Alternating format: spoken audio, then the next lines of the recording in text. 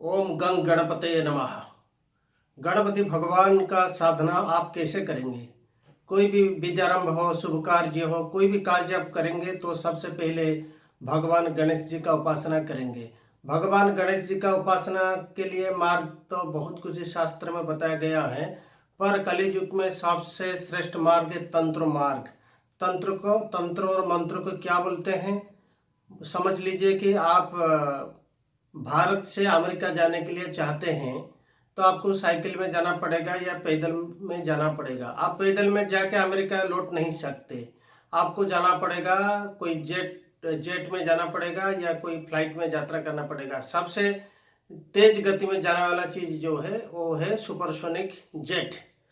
उस जेट को बोलते हैं तंत्र। तंत्र ऐसा चीज है कि आपको बहुत शीघ्र ले जाएगा और वापस भी कर देगा। जो भी आपकी इच्छा अभिलाषा है उसको पूर्ण करने के लिए तंत्रोक्त विधान में कोई भी देवता का उपासना करेंगे तो आपको जल्द ही सिद्धि प्राप्त होगा।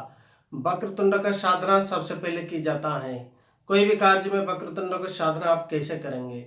वैसे तो बहुत कुछ लिखा गया है गणेश भगवान के ऊपर में, पर गणेश भगवान के सबसे तंत्रोक्त मार्ग है जो खुद माँ सरस्वती ने मुझे बताया था, वही मार्ग मैं आपको बताता हूँ। वैसे ओम गंग गणपते नमः वक्रतुंडाय हूँ कई मंत्र लिखा गया है।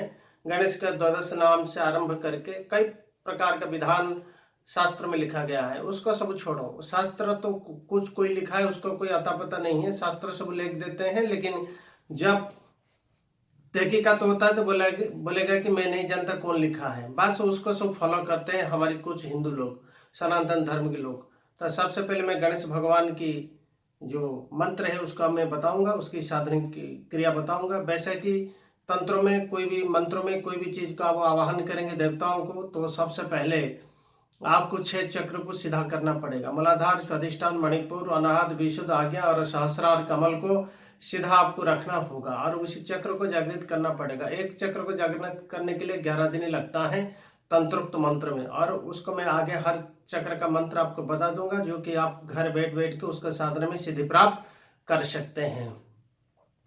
सबसे पहले मूलाधार चक्र में 4 बीज रहते हैं, बा सा सा, और उसमें 3 स्वर रहते हैं और एक बार रहता है बीज मंत्र। 4 दल कमल में बीच में रहता है जो शिवलिंग रहता है, शिवलिंग की 4 तरफ से 3.5 घेरा लगता हुआ जो सांप रहती हैं उसका नाम कुंडलिनी बोलते हैं। और वहाँ का देवता इंद्र भी है और वहाँ का देवता ऐरावत हस्त भी है और मुख्य देवता वहाँ वक्रतुंड है। वक्रतुंड का बीज वहाँ लंग के रूप में उच्चारण की जाते हैं, अर्थात पृथ्वी बीज येलो रंग का है वो बीज। येलो मतलब पृथ्वी मूलाधार है, पृथ्वी के ऊपर में हम बैठते हैं तो पृथ्वी जो भी करेंगे हमारा आधार तो पृथ्वी ही है, इसलिए उसके बीज लम कर दिया गया है और मूलाधार के बीज लम और कलर इसको येलो भी है। और बगलामुखी का बीज भी लम भी होता है और बगलामुखी इसलिए भूमिपुत्र मंगल ग्रह का देवी है, भूमिपुत्र भी उसको माना जाता है मंगल ग्रह को, और उसका इष्ट देवी बगलामुखी। बगलामुखी को उपासना भी वहां से भी शुरू होता है। सबसे पहले भगवान श्री गणेश जी का आप दिशा 2 ले सकते हैं।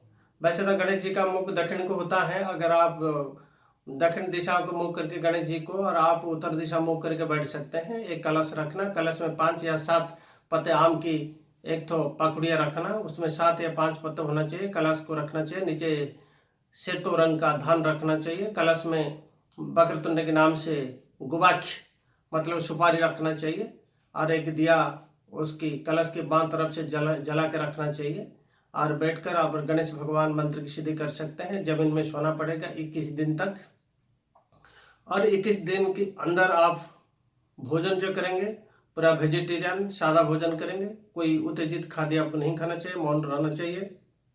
माँ बाप भाई बहन से थोड़ा बात कर सकते हैं, इसके अलावा बाहर लोग से नहीं। कोई स्त्री चर्चा नहीं कर सकते, कोई स्त्रियों के साथ बात नहीं कर सकता। अपने स्त्रियों हो तो उसके साथ बात और खाना ले सकते हैं, लेकिन ज़्यादा बात करना अच्छा नहीं है।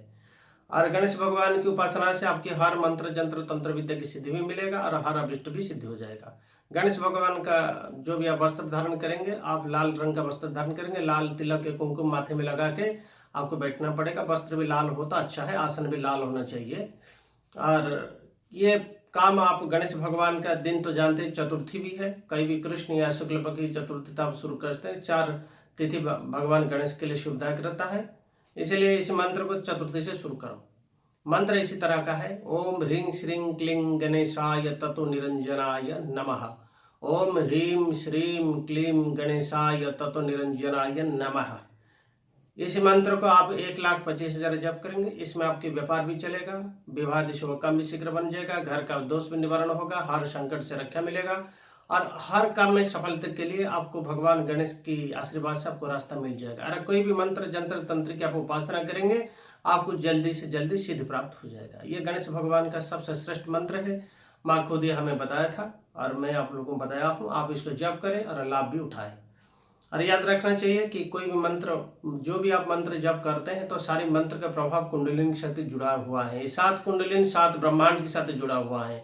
शरीर और ब्रह्मांड दोनों एक ही है। कोई भी कुंडलिनी, ये मंत्र मूलाधार चक्र में सीधा जागृत करेगा और मूलाधार चक्र का किसी ब्रह्मांड के साथ कनेक्शन है और वो ब्रह्मांड हिलने लगता है। इसलिए आप कोई भी मंत्र जप करेंगे तो उसी चक्र की जो ब्रह्मांड के साथ उसके संपर्क में है, वो ब्रह्मांड में वाइब्रेशन होता है।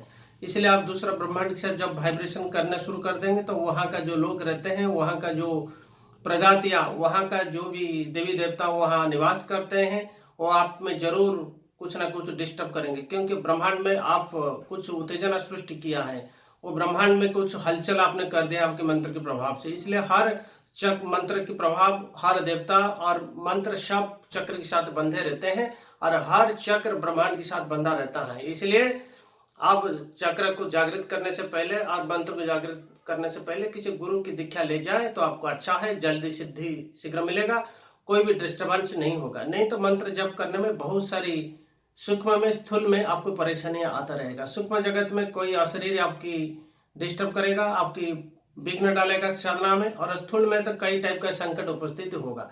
इसलिए हर मंत्र में जप में आपको संकट निश्चित आएगा। एक बार आप इसी गणेश जी का मंत्र को सिद्ध कर लेंगे तो फिर भी कोई तकलीफ आपको जीवन में नहीं होगा। आप कोई भी बड़ी बड़ी मंत्र जैसे बगलामुखी, काली, तारा, छिन्नमस्ता, धुआंवती, त्रिपुरा, भैरवी, षोडश का मंत्र को आप सहज से सिद्ध कर देंगे। ऐसा कि आप और इस मंत्र को सिद्ध कर देंगे तो सबसे बड़ी भयंकर देवी होते हैं, आप जानते हैं, नवदुर्गा में सबसे बड़ी विकराल दृश्य जिसका है, गधे पे बैठे उसके हर हंस में निकलती है बिजली, चमकती है कालरात्रि। कालरात्रि का भी सिद्ध हो जाएगा इसी मंत्र के प्रभाव से। और फिर आगे मैं और एक नया साधना लेकर आऊंगा। आप इस मेरे चैनल को सब्सक्राइब कीजिए, मेरे साथ जुड़े रहिए। मैं नया नया साधना आपको बताऊंगा, अब आगे चलते रहेंगे और साधना के मार्ग में आपको जैसे सफलता मिलेगा, मैं हर सूक्ष्मातिसूक्ष्म तरीका आपको बता दूंगा, आपकी कोई भी रुकावट नहीं होगा। आप मेरी चैनल को देखते रहिए, सब्सक्राइब करते रहिए और अपनी साधनाओं का आगे बढ़ाते रहिए। आज के लिए मेरे अपनी वाणी को विराम देता हूँ, रहता हूँ। नमस्कार।